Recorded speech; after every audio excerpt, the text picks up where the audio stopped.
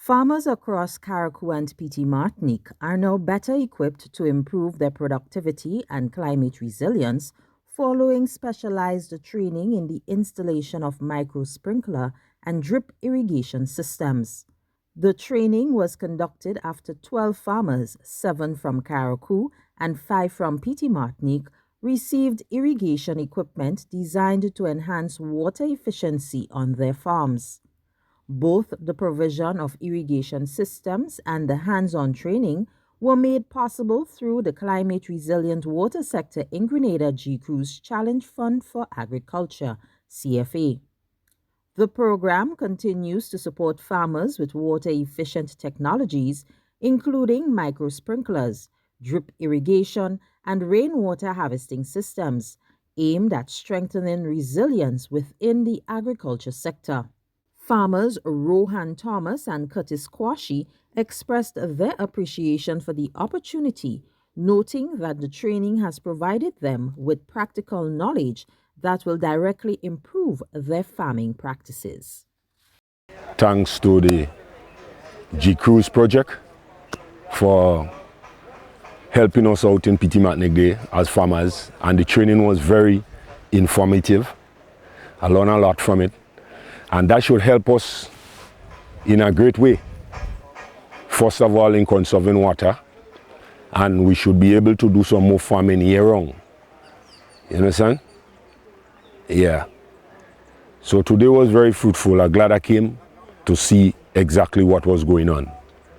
So when I get back up, I should be able to do, well, I will be able to do my thing. The equipment coming in a very good time, as you can see. Now is the dry season time, and well, I mean, it's just a spokes in the wheel towards food security, but it go in hands from time to time, you know, and it's a very good thing. Supporting the installation of the irrigation systems was Caitlin Weeks, who highlighted the impact it will have on the agriculture sector in Carriacou and Petite Martinique. It's very interesting because knowing that we here in Carriacou don't have the water system as we're supposed to, and we don't have rainy season as it's supposed to. So it is very important that we have this system in which we can water our plant and get it going and get it moving at a faster rate. This is direct, this dropping direct to the plants. So you'll get overall a better produce so that you can keep moving out produce after the next. So you keep replanting and you keep going. Facilitating the irrigation training was Eladaji Lasson from Agile Water Solutions.